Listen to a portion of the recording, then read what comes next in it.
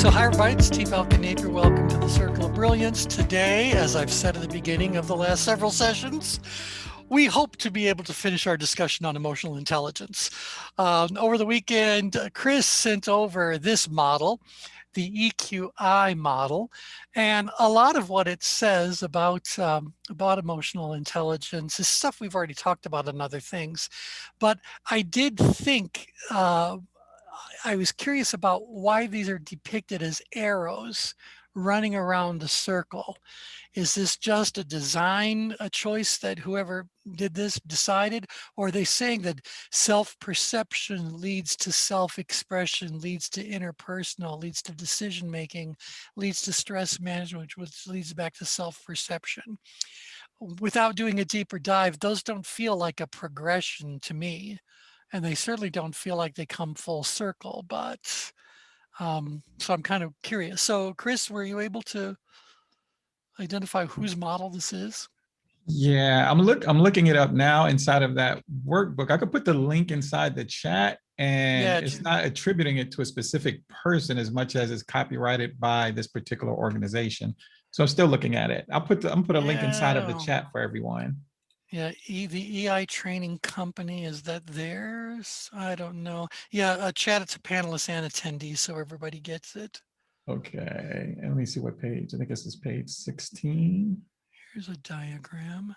Okay. Copyright Multi-Health Systems based on the original Bar-On EQI authored by Reuven Bar-On, Bar-On, 1997.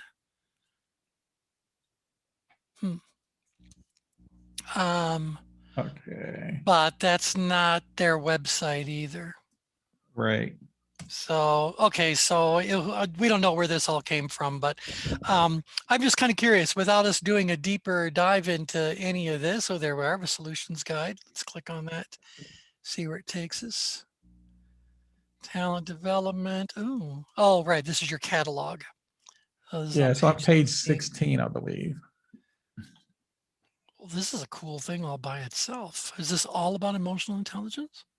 No, Because it's in there's the different. EQI, yeah, page 16. So, all right. So obviously they're offering these instruments as a tool for people who want to use it. But anyway, we can kind of look it up to do a little bit more research into it. But just at first glance, can any of you quickly see how these would exist as a cycle? Anybody? Not so much. Emotional and social functioning versus performance on the outer ring. Huh. Yeah. Now, are we all in agreement? I've got no idea. Right. I will tell you it does not overlay on the ChangeGrid. We'll save everyone the trouble of figuring out that merging puzzle. There's no way this overlays on the ChangeGrid. It seems like, T, that the self-perception, if you start from there, it's almost like a focus on I versus then it moves into we with interpersonal discussion. And then, the we usually leads to where the stress management or conflict and all of that. And then self-reflection goes back to. Right. And so it's like the upper half of this is more about the I, and the lower half is more about the we. We should tell them to add that. So your model's missing something. Add this. I don't really see a right or left distinction other than the maybe challenge that I see in this is that it seems to be, how do I say, too neat for emotions. Like it doesn't just happen that way. Like it's too messy to say, okay, it's this defined directional kind of process. That's not how emotions operate. Right. Well, and when I looked at it, I went Does that like, make sense? well, yeah, it does. And I thought like, okay, well, when I see all five of these, I could say all five of these contribute to just a whole sort of understanding of emotional intelligence. The only thing that made me go, is this idea about the order in which they're placed Right, and this suggestion that there is a movement, a natural right. progression that ends up right where I started. Because So by and large, emotions, again, it's movement. That's what the Latin root for the word actually means. yes, So yeah, something actually happens to you, and right. your So mind is only catching up where your body has already gone. So it doesn't just happen by self-perception per se. yeah, yeah. And sometimes when we're encountering any kind of these diagrams and we're doing our little merging of brilliance kind of attempt, what we do is we go like, let's just assume we know nothing about the backstory and just see what we can infer from what we're looking at. So if I were to take this at face value, there would seem to be an implication that stress ultimately triggers self-perception. Okay, so how does that, yeah, how do I now see myself based on whatever the stress experience was? And that in turn is going to impact how I express myself. And that in turn, how I'm going to interact with others. And then that in turn, how shared decision making would be happening, which will lead to its own types of new stresses and take me around. If you paid me to come up with a logical way to explain this progression, I believe I would get your money. But yeah, I can also think of stories where that would not hold. This little progression would not necessarily hold true because it almost implies that everything is either triggered by stress or ends up in stress. Hmm. And I'm hoping that's no one's reality. So, yeah. Okay. Anyway. All right. Well, we can certainly revisit this anytime someone feels they want to. Otherwise, everyone say goodbye to the EQI model. Short life. Yeah. Well, I'm sure it's really good. It's been around for a long time. 1997, is that what they said? So I get it, but without knowing the full backstory behind it, who knows? And I would also not be at all surprised to find out that this was one of the early days models that were used, and over time things have evolved. Because I think Genos is younger than 1997, so I'm not sure, but I think that's probably the story there. Okay. Final thoughts about EQI before we move on to other things? Nay? Fine.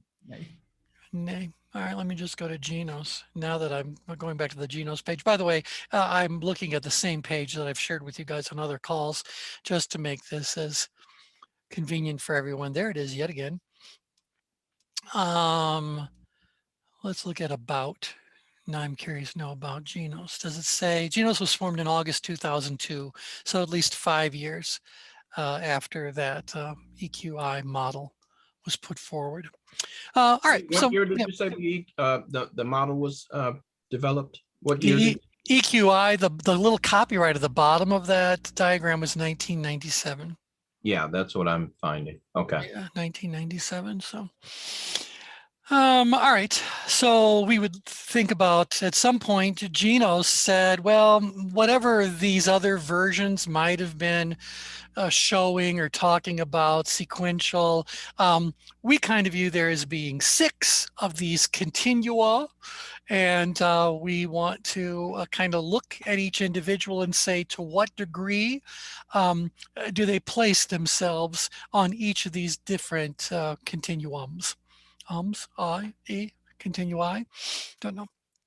All right, and so we talked about the first 4, and I think we've done a pretty exhaustive job of talking about all of these. We have 2 left, and that's about self-management and positive influence. So what we've been doing up to now is looking at the 2 words they use for their to represent their extremes. So one end is resilience and the other end is being temperamental. So let's take a look at a change grid and tell me, where do you think, either you pick, resilience or being temperamental lives on the change grid? Whichever one of those you think is easiest. Why, clear, Chris, you're unmuted. You get to go first. Oh, gotta ask your question again. I was sending an email. Oh, no worries. That's fine. Boris can bail you out. Boris is also unmuted. So Boris, you got a thought? Yeah, I don't know. I'm thinking like resilient, you got to be closer to the center, Mhm. right? Yeah. Within the green circle somewhere, for sure. You are correct. Anything else you'd like to add to that? Mm, Or resilience, yeah.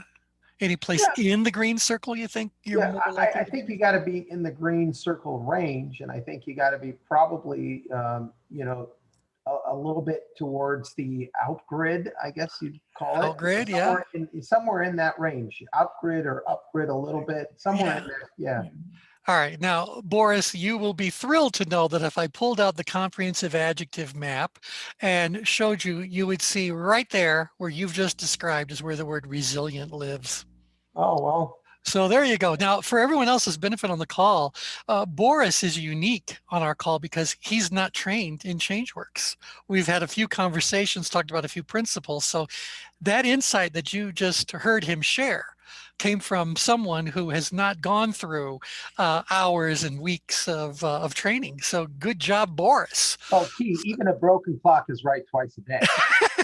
Yeah, but I think this is a little different than that. So, yeah, we'll give you credit right there. So yeah, now why is it there on the grid? Because let's just think about what resilience even means and the contexts in which resilience would even be a subject of pursuit. So you guys want to characterize, when does resilience matter? What triggers resilience? What's going on that resilience is even being talked about? So what do you think is happening that resilience comes up as subject? Yep, Edie? There has to be a challenge. Yeah, something has happened, a Yeah. challenge, a disruption has come along. And as a result of this disruption, this challenge, this problem, this whatever, you at the individual level are being summoned to adapt accordingly. And while resilience is maybe part of adaptation, what do you think resilience implies? That as you go about dealing with, adapting to whatever this disruption happens to be, what's the difference between someone who is resilient versus someone who is more, I guess I'll use the word rigid? I think Yeah, I think resilience implies that you already have some resources to deal with the situation. It's just moving you a bit out of that comfort zone, but there's something that's brought you thus far. And so that's what you call on, whatever that resource and resourcefulness is. I would suggest, T, that it comes down to confidence. If you have confidence, you're going to be resilient. Okay, I could agree that confidence is an aspect of resilience. Yep. I also agree with what Brian said, that you have to already be aware of certain resources that you have. Where if someone was being rigid about dealing with whatever this disruption happens to be, the rigid person would probably say, we have no resources, or we have only a limited amount, only whatever. And so they become less and less flexible. When I've been asked to provide any kind of a definition about resilience, I've always thought about Super Balls. So how many of you have ever owned a Super Ball? Anybody? You all have, you just didn't remember they're called Super Balls. Those are those little plasticky rubber balls that you hit them on the ground and they'll bounce higher than your ceiling. Yeah. Oh, yes. That material is highly resilient. It has an ability to bounce back bigger, bolder, and better than other materials might. So the degree to which you slam that thing down, I wouldn't be able to run the physics explanation on the fly, but you will be just shy of that same amount of energy coming back up. So, obviously sooner or later there's going to be a decay because of gravity, but nevertheless, that's the whole idea. Like the whole fun part about having a Super Ball was you could just whale this thing on the floor and it would hit your ceiling, a second later. So resilience is about your ability to bounce back, to come back and come back strong. And so when I think about, well, we're on that change grid, is that I think that Boris's observation about, well, there is a bit of a driver energy. There's a bit of an outgrid element to that whole idea. And there is also a little bit of an upgrade element. So something has changed. That's the upgrade element. And I'm going to come back stronger than I was, whatever it happens to be. I can deal with this, which then gets back to what Brian said, because look, perceived ability, I feel like I got something going on. And remember, ability is knowledge, skill, experience, and core physical resources. So I've got some stuff I can work with.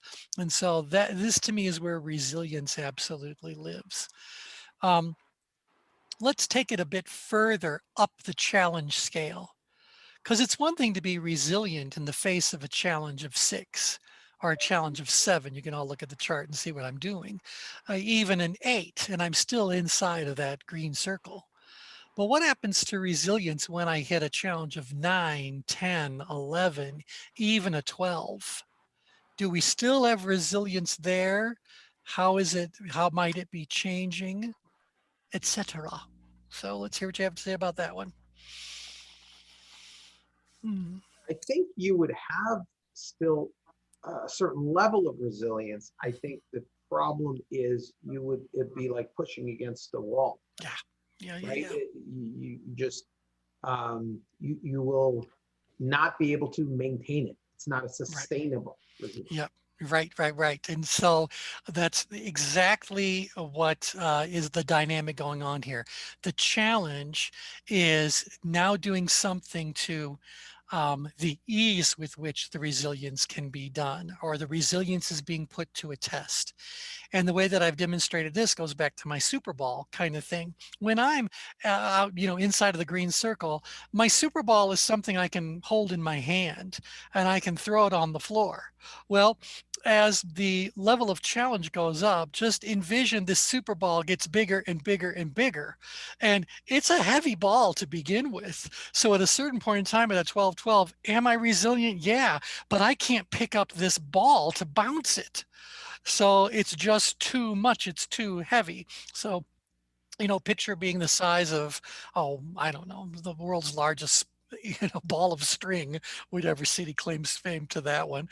It's just at a certain point in time, the challenge can become so extreme that your resilience is being put to the test, or your resilience may simply be inadequate to really handle what this challenge happens to be. So you're going to need to be resilient plus something else. And I'll share with you that I said, well, what do you need then to pick up this ball and get it bouncing? You need to join forces with other resilient people. So the combined energy, the combined strength of all of you together. And I would talk about this when I was talking about that whenever an individual's resilience is being put to the test, now what's called to work is the resilience of the team, or the resilience of the family, the resilience of the organization, the resilience of the industry, depending on how we're playing it out there, because the ball gets heavy. Thoughts about that little metaphor? But that's such an individual thing. I mean, I'm thinking of, the Wallendas that go over the Grand Canyon and volcanoes, where I think there's almost an intoxication, maybe not an addiction, but an intoxication with some people. And it's like physical exercise. I mean, their muscles just get stronger and stronger.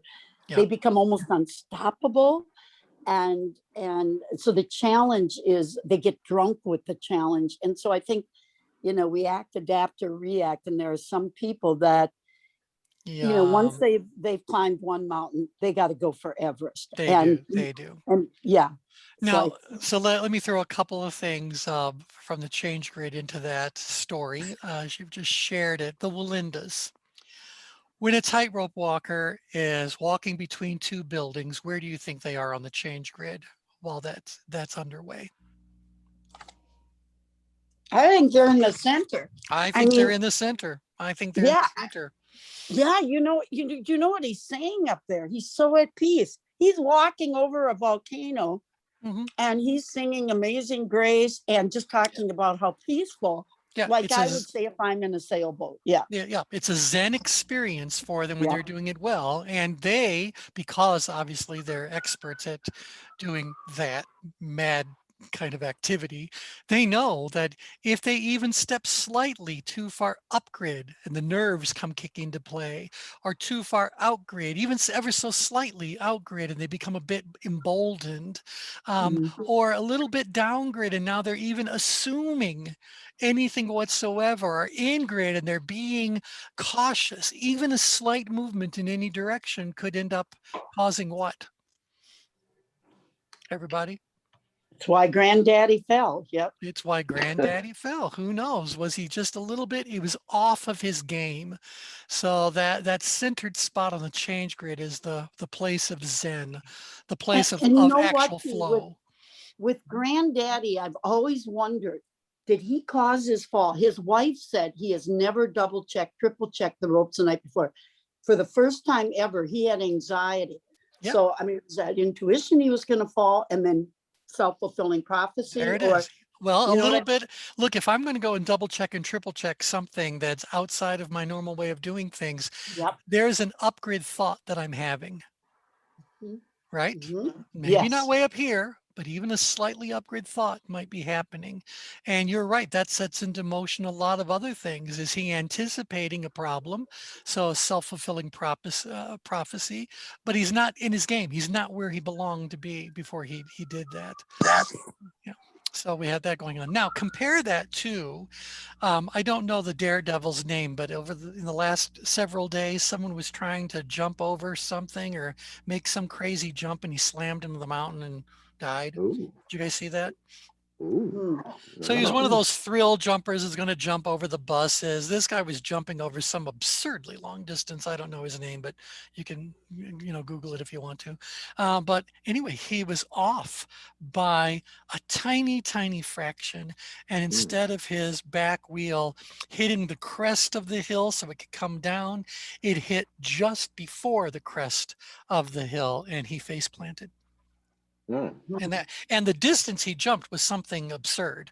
I forget what it really was. Well, now we're talking about a daredevil, and I think that's what you're talking about, Edie, when you were talking about people being on a mission to find the greater thrill, to do all that. Mhm. These are the adrenaline junkies, and not just adrenaline, but all the endorphins are going crazy. Am I right, Brian?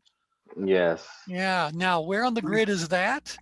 Now we're talking about people who really do perceive it as being an absurd challenge. I mean, obviously, they might not perceive it as being an 11 or a 12, but they perceive it as being a great challenge. Unfortunately, they also think that they've got the ability to meet that challenge, and that puts them here in the outgrid danger zone.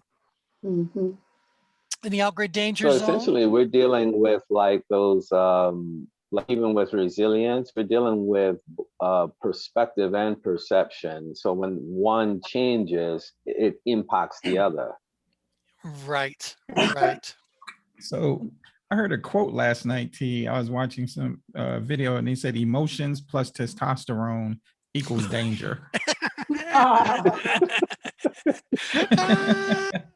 Yeah, that sure is the case, isn't it, though? Let's see. The guy's name was Axel Harville. It was a world record motorcycle kind of thing. Let me just do, oh, I don't know if you can hear this, but there he goes. So he was trying to do like Evil Knievel thing. Yep. Mhm. Okay. He killed himself. He basically poor gal's losing it there. I don't know if you can hear the audio, but yeah, so that's what it was. He was attempting to break a world record. Some French world records don't care to be broken. And Yeah. but anyway, this is my point, Edie.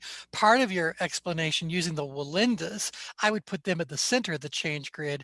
But the Evil Knievel Daredevils, they are more of the superhero perception variety where they go like, oh no, I want to go and do the 10, the 11, because I am a 10, an 11, or whatever, as far as my ability goes. That puts me very far away from the center of the change grid. Now, I could only hope that when they are saying all that, they're saying it for the sake of the media. So create the excitement to draw the audience, create all that. I hope when they're actually about to go and do their thing, that they are at the center of the change grid, even though they want everyone else to think that they're way out here because they're a daredevil. But why do I suspect that a lot of them are just going to go, well, I'm just going to hit the accelerator. We're going to go as crazy out as we possibly can. And, you know, whatever happens, happens. I don't know what's in the mind of the insane, but that's part of what, you know, those kinds of, it's like, was there no other job you could have gotten? Is this, you know, what's your job? Oh, I get shot out of cannons and you chose this work because, Yeah. you know, what was going on there? What's going on there? Anyway, so I think that's what's going on.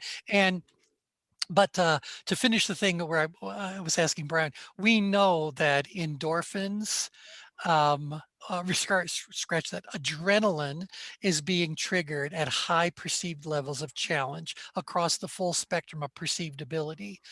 But that endorphin rush is a bit different. So Brian, can you tell us the difference between adrenaline and endorphins? Yeah, the endorphins has a morphine effect, and so it actually masks pain. And Mhm. so imagine what that does for your perspective and your perception. It can really go awry and take you to the edge, and you not even feel that you're in danger's way. Right, right. And we figured out that the endorphin rush occurs right here on the change grid. So this would be the highly expressive driver. I know we've been talking about primary and secondary energy. So we know this little subquadrant is part of the driver quadrant. So this is the driver.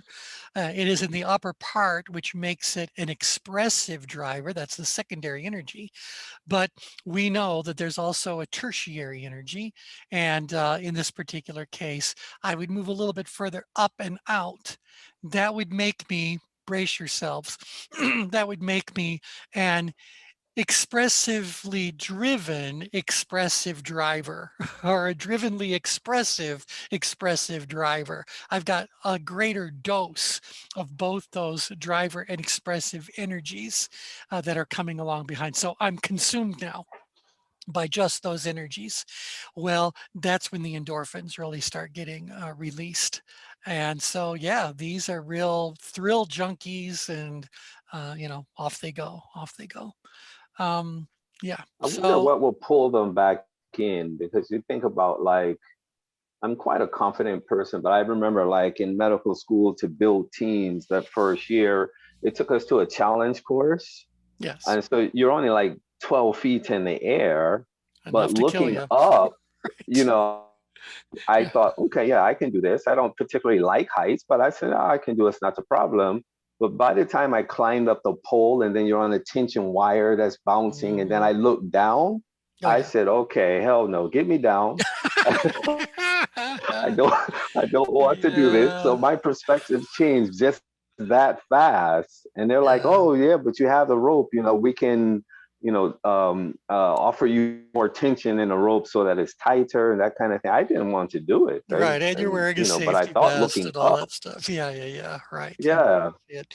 Yeah, well, and I think that's what those whole ropes courses had many different angles of value as they were being presented. I don't know what they're like these days. I'm sure there's still ropes courses out there, but I think their heyday has passed a bit. But they were all the There's rage a there big for one quite a in while. Western Michigan. Is there? Yeah, I Yeah. imagine whoever invested in building one is probably still doing their best to keep it fully operational, but Yeah. it's not one of those kinds of things that you would do more than once or twice Mhm. as far as an organization goes. So it has kind of like a limited opportunity base, vast though that base may be.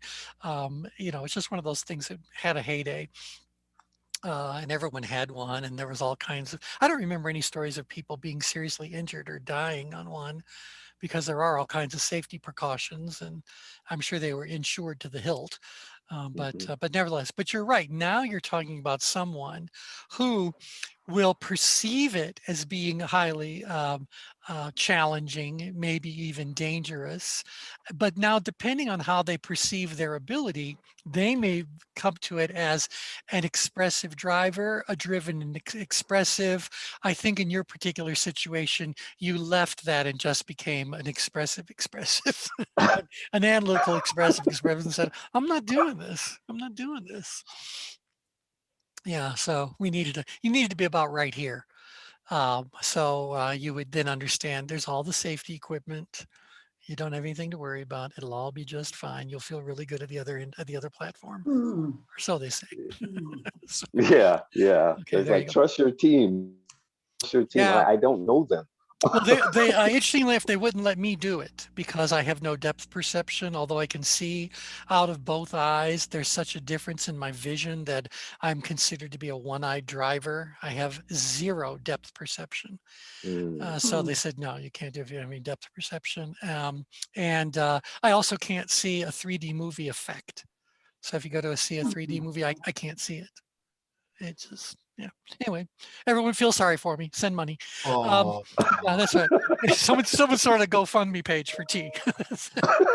All right. So anyway, I think we've chatted enough about resilience. We know where it kind of lives on the change grid here. So let's look at their other extreme. They said, well, if you're not resilient, you're temperamental. Let me go to their definition here and read what they've written. Self-management is about managing one's own mood and emotions, time and behavior, and continuously improving oneself. All right. The modern workplace is generally one of high demands and pressure, and this can create negative emotions and outcomes. Our mood can be very infectious and can therefore be a powerful force in the workplace, productively or unproductively. I need an amen for that. This skill helps people this skill helps people be resilient and manage high work demands and stress rather than being temperamental at work. People who are proficient in managing their own emotions are optimistic and look to find the opportunities and possibilities that exist even in the face of adversity. So I guess that's all they're saying about temperamental, is that rather than being positive and upbeat around it, having a can do, will do attitude, I'm voicing the negative sorts of things. And so if I go to the change grid now, we'll let Brian be the poster child for being temperamental when it comes to ropes courses. He was up to stress. That situation moved him too far up, a long way from feeling able to be resilient, because he perceived his level of ability as being inadequate to meet that particular challenge. Does that describe it accurately? Right. Yes. Yeah. And so I think it's up here. I don't know that it has to be in the danger zone. So yeah, I would say if I'm outside of this, do you guys think that the person who would be an analytical, expressive, are they going to be temperamental with an expressive drive, or rather a driven expressive? Do you think you're going to find temperamentality in these other subquadrants associated with the domain of emotional intelligence? Or you think you might be, Yeah, I think it's a little bit more outgrid. maybe if I'm way out here, I'm going to get temperamental. Yeah. If I'm beyond this there. So a driven driver, well, a driven driver lives every moment of every day being temperamental. So they just do. An analytical driver can be temperamental as well. So temperamentality, if that's an attribute, I would say can live quite well anywhere other than these four quadrants. Yeah. All right. More you want to say about that, or does that seem to resonate with what we've been talking about? Mhm. And honestly, when we're doing one of these mergings, at a certain point in time, they become increasingly obvious. Because if 5 out of the 6 are going to resonate with our thought process around where emotional intelligence lives on the change grid, then we should not be at all surprised to find out that number 6 is going to do likewise. You know, yeah, if 5 out of 6 are going to hold true, don't think 6 is going to suddenly be different. So let's put that to the test. Positive influence. Positive influence, here's their definition. Positive influence is about positively influencing. Oh, I gotta laugh about that. Really? Positive influence is about positively influencing the way others feel through problem solving, feedback, recognizing. Is Genos based in the UK? Because when I look at their page, they've got a lot of stray U's and S's where we would put I a think they're Z. Australian, T. Okay, all right, because I'm not looking at American English as I look at this, but okay, recognizing and supporting others' work. It involves creating a positive working environment for others, helping others find effective ways of responding to upsetting events, and effectively helping people resolve issues that are affecting their performance. This skill helps people create a productive environment for others.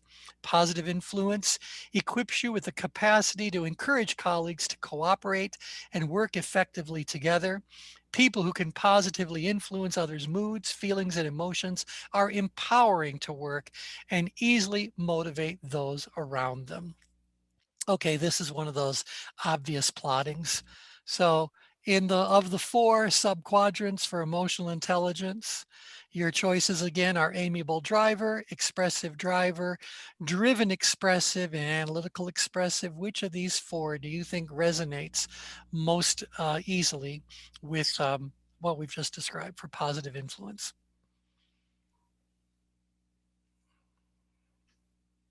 Now, don't all you unmute at the same time.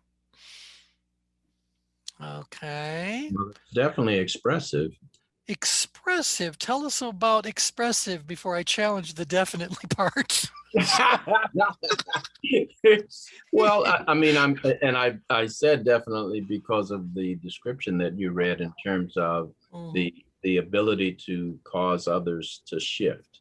Yes. Okay. Causing others to shift. That's good. Mhm. Yeah. Okay. Wait, else want to take a stab at it? David, you just unmuted. I'm going with Tim. You're going with Tim. You want to say an expressive driver, this person here. Okay. Well, they're making movement, and I think they got to be a little outgrid to cause movement. Yep. I think They you're got to be in the engagement circle there, the engagement ring. the engagement ring. Okay, great. Is there a little bit of an analytical driver too? I don't know why I just keep that well, flashes. there No, I don't know. there certainly could be. There could be. We can build a case for it being right. Because again, we look at the tertiary energy. You might then say, well, we want an analytical expressive driver. Okay, so I just want to throw something else out there.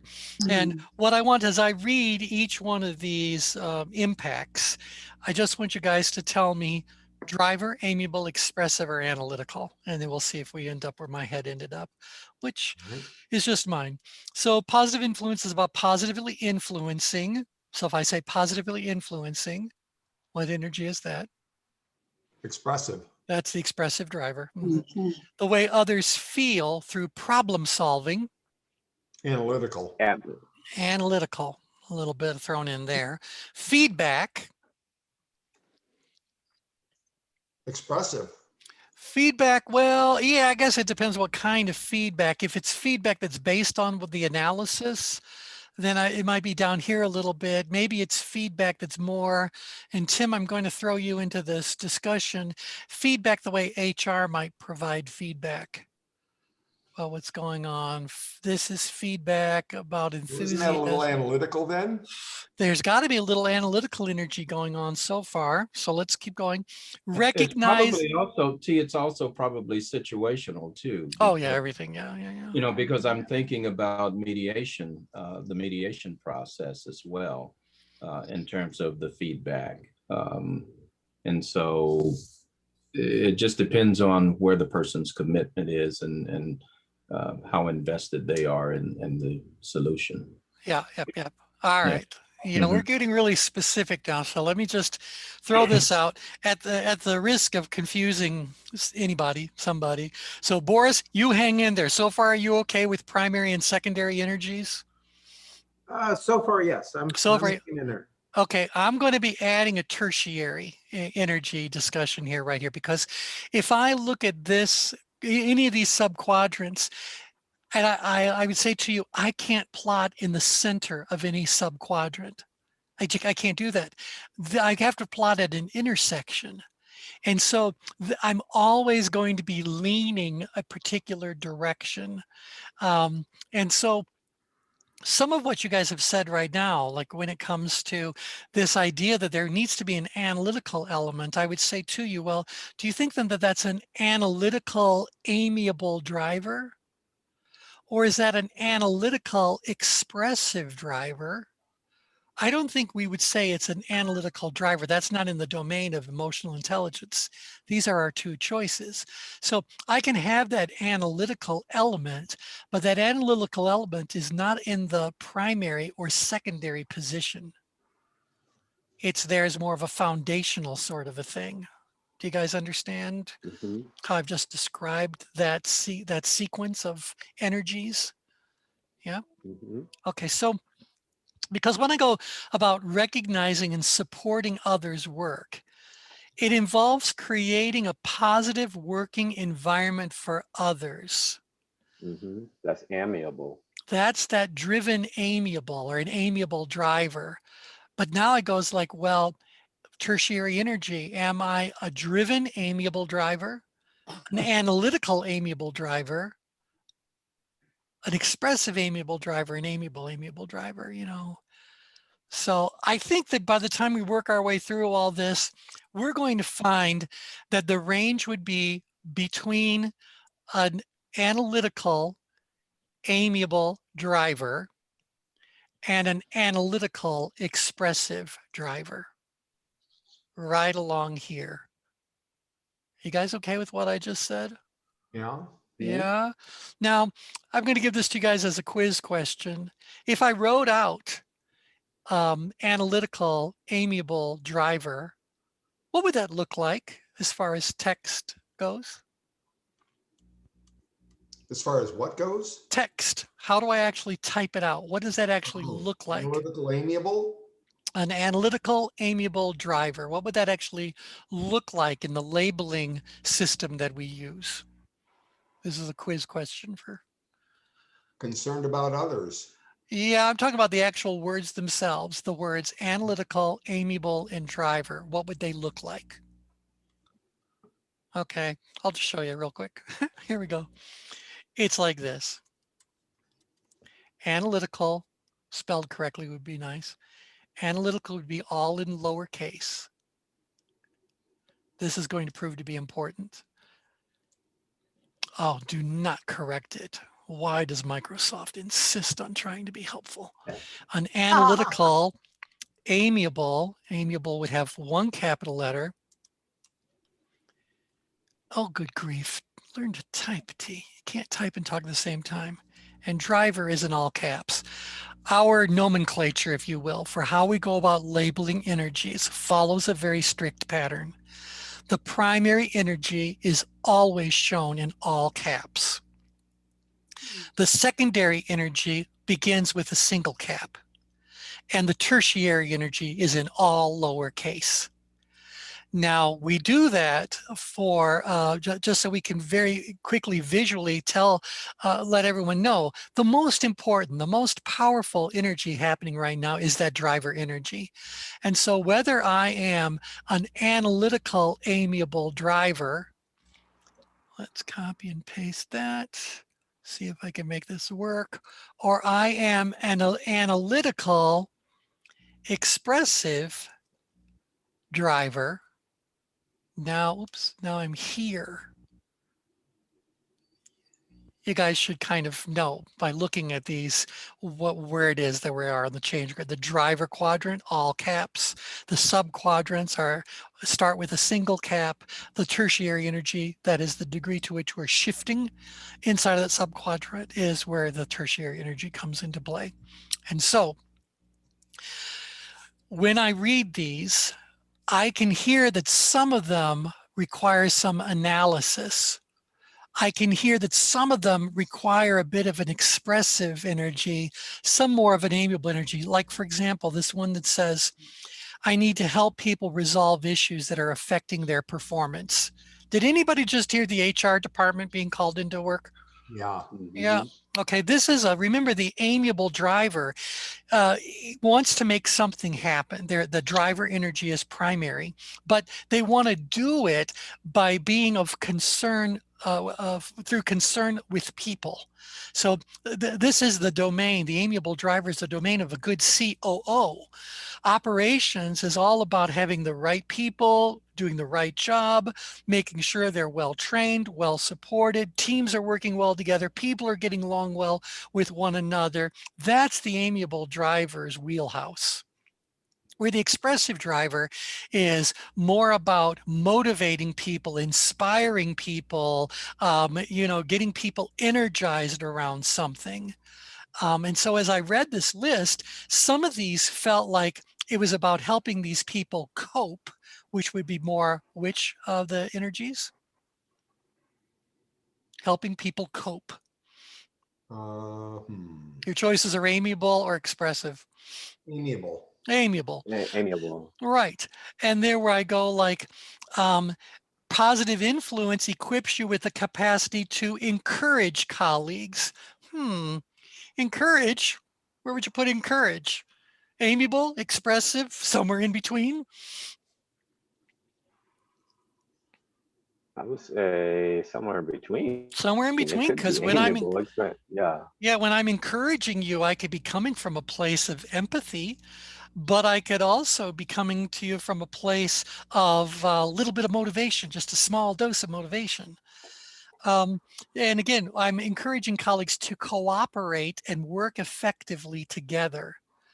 Cooperate and work effectively together. Does that feel more like I'm building an amiable team or an expressive team? Expressive. Expressive? Yep.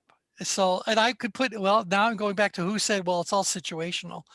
So part of it, if I need them to all sit around a conference table and resolve some sort of an issue, maybe that's a little bit more amiable. If I want them to get their act together for the next trade show or the next big rally or whatever we're doing, then I want that to be, I want them to cooperate and work effectively together, and that expressive. So maybe that too sits along this continuum.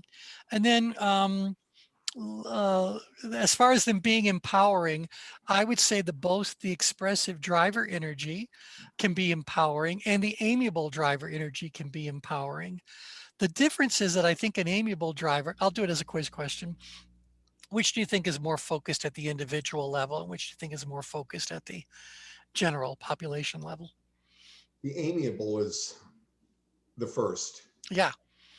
I'm working one-on-one probably, or working with a smaller team, where to me an expressive driver is delivering a message or working with a large following all at once. So who do we put in front of an audience of our company to deliver a state of the company address or our vision for the next year or whatever? I need that expressive driver up there to motivate, persuade, empower, encourage, all those sorts of things at a bigger level. Where the analytical amiable driver, I think now we're working a little bit more one-on-one about, oh, oops, I didn't mean to do that. Don't mind me messing up my own I'm still doing it. Okay, there we go. Okay, fine. They collide. Anyway, you guys get the idea. And so I think that's where we're talking about, somewhere along this continuum between the analytical amiable driver and the analytical expressive driver. Okay, now that we've done this, do you guys appreciate now even more why when we're working with a client, we rarely, if ever, talk about tertiary energies? Mhm. Yeah, it's just it's a lot to wrap your head around. But for us, it does make a difference because if I pulled out the comprehensive adjective map, I know that the adjectives around each of these intersections is different. Boris, I don't think you've seen a comprehensive adjective map, but the ChangeGrid has 169 addressable locations.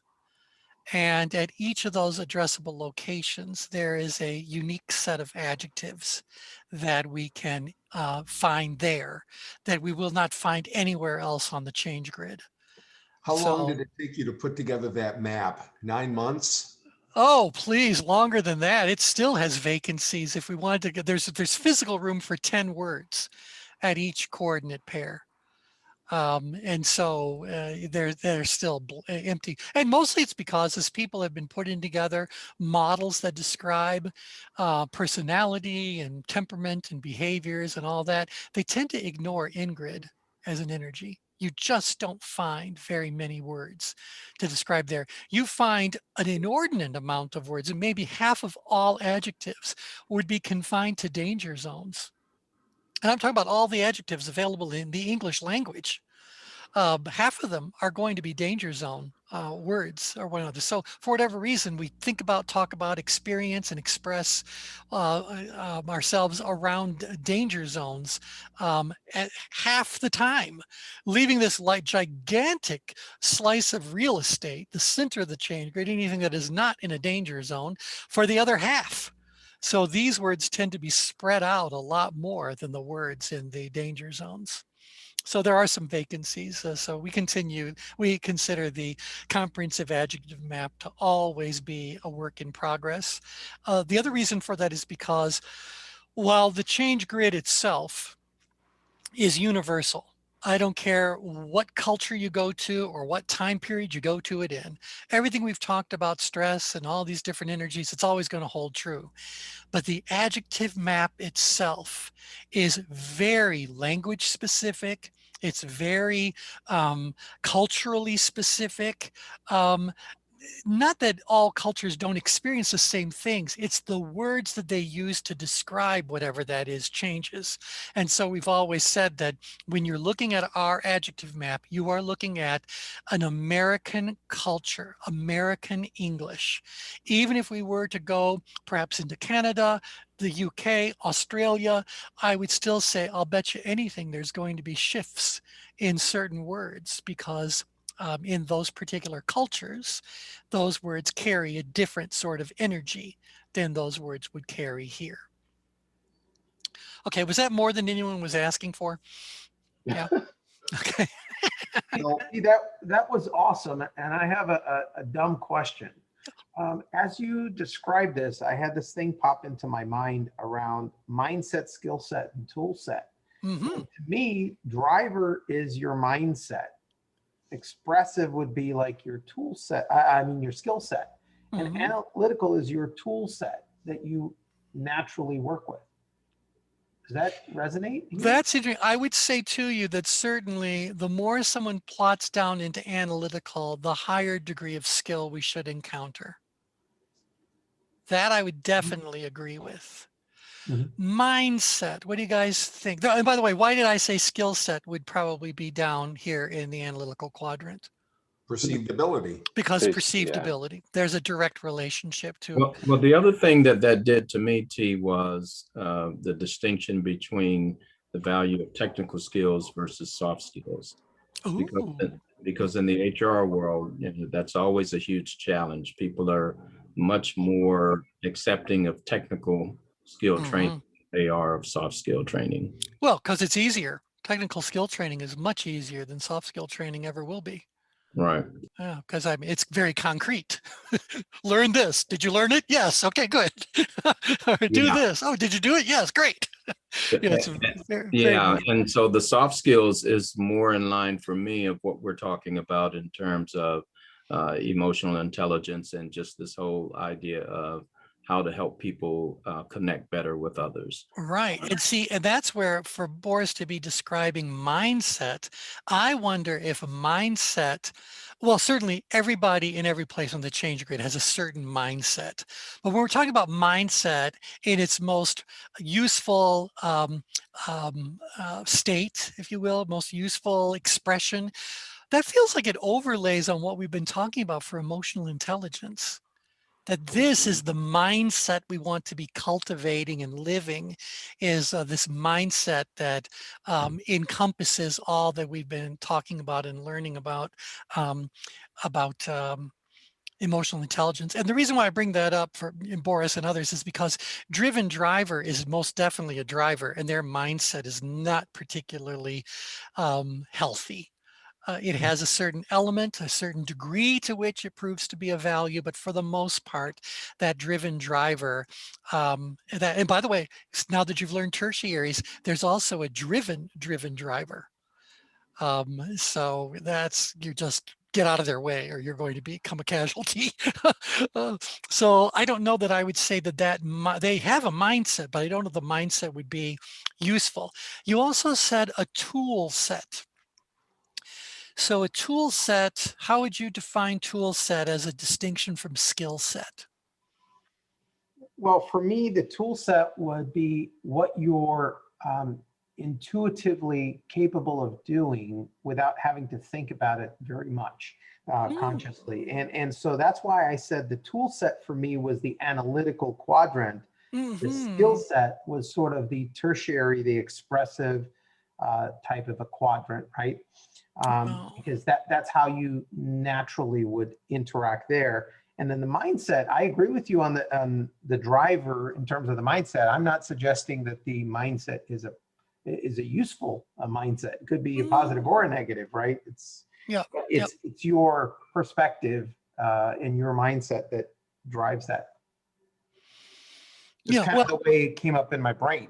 Yeah, well, and let me just say that what just came up in your brain is exactly why the circle of brilliance exists, because we are always looking for, and we need one for next, is what are we going to talk about next?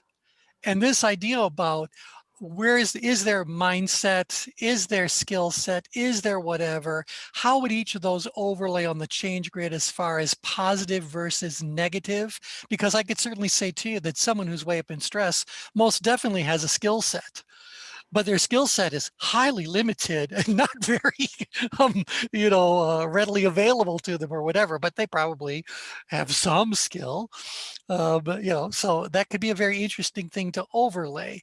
But then from the circle of brilliance perspective or merging of brilliance perspective, we'd have to say, what other sets are there that we want to be looking at? So yes, mindset, yes, tool set, yes, skill set. Do we have other words ending with set that we might want to be looking at? I don't know any off the top of my head, but I'll bet they're out there. And so if we're going to say one of these belongs to each quadrant, then I would say now we have a vacant quadrant, and that is the amiable quadrant. Is there such a thing as a care set? A love set? I don't know what anyone would call it, but is there a fourth then to enable in order to enable us to cover the change grid with a complete map? So that's something that's definitely worth looking at. So so we need This to is good. I like what Boris mentioned, because there was we've been working with a venture capitalist who came to my cohort at the American Medical Association and the Physicians Innovation Network, and they talk about.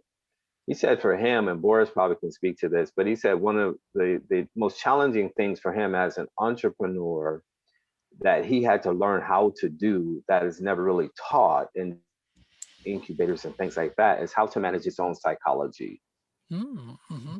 So he said, he's built businesses, sold, lost businesses, but he never really understood how powerful managing his own psychology was. And I think that's what I just picked up in my brain from what Boris was just describing. Because they've been dealing with us, as so-called physicians innovators, to really understand how to manage yourself energetically. And that's where the tension management comes in. Because those things are often missed when you're out there in the entrepreneurial world, just building businesses, and the psychology, these intangible things get lost. Very interesting. Do you see what you just did, Boris? Sorry. No, this is exactly what we're for. The circle are people who like thinking about thinking.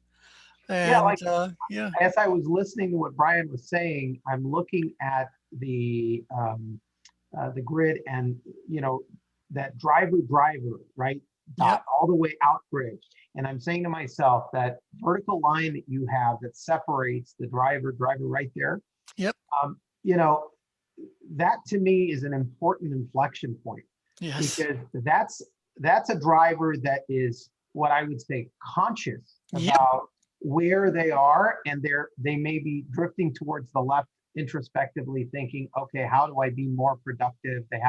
That would be a positive driver mindset. That is correct. Opposed to the person on the right that, he's the bull in the china shop. That's right. That's right. Well, and why that works is because of the tertiary energy of this little spot where the little border appears. That's an amiable, driven driver. As long as a driven driver never forgets that people are impacted, people are involved, people are essential to what's going on, they can probably do a very fine job. They're definitely going to be assertive. They're definitely might even be aggressive. They're definitely going to be in charge, no doubt about it. But at least they remember that people are what's really going on. You go any further outgrid than that, people have been sacrificed. Right. So that's that issue. So you brought up something very, very, very good. I made a little note here so we can explore that. I just want to finish this off. I know we're a few minutes over, but I just want to go. Indifferent is the other side of empowering. I wanted to bring it up just because I don't know that the word indifferent holds true in all other locations on the ChangeGrid. Indifferent is a specific behavior, or a specific, I was going to say mindset. So indifference is there. I would say that the people who are elsewhere, rather than being empowering, are the opposite of empowering. Is that depowering, unpowering, deflating, variations on that? So I think that the opposite of empowering could include several different adjectives that would allow us to demonstrate or to describe what's happening. If you aren't being empowering, what are you being? Like I could say indifferent lives downgrid. I don't think the person who's upgrid is indifferent. I think they're preoccupied by other things. So I think that's what's going on. So while I appreciate what they've put together as far as a continuum, I don't think that indifference tells the story. And interestingly enough, in the paragraph of definition they've provided, the word indifference doesn't even appear. Perhaps they're indifferent about it. Don't know. Okay, so I think that brings our discussion of emotional intelligence to a close. Anyone have any final closing comments you'd like to make about emotional intelligence, or we have now spent, by the way, 7 hours talking about emotional intelligence. Well, T, I'll just say that I appreciate it because from my discipline, it's the one that organizations seem to struggle with.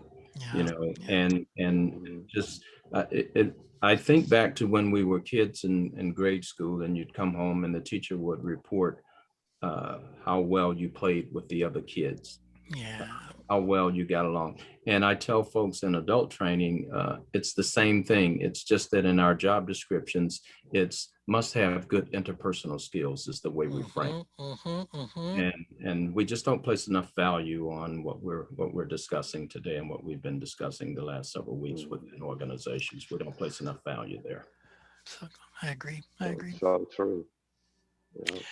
Okay, well, we will reconvene on Thursday So we'll have a new subject. And in fact, I'd like, Boris, if you could make it on Thursday, I think it'd be great if we could take part of our time on Thursday and you give people a more thorough understanding of what it is that you do, because many of them may very well be able to help you in one way or another with that, with your enterprise there. Yep. Be glad to do it. Okay, great. Okay, so other than that, we'll pick up a subject. It might be about mindset, skill set, tool set. We'll see. Okay, thanks everybody. Bye for now. Bye. Bye-bye. Bye.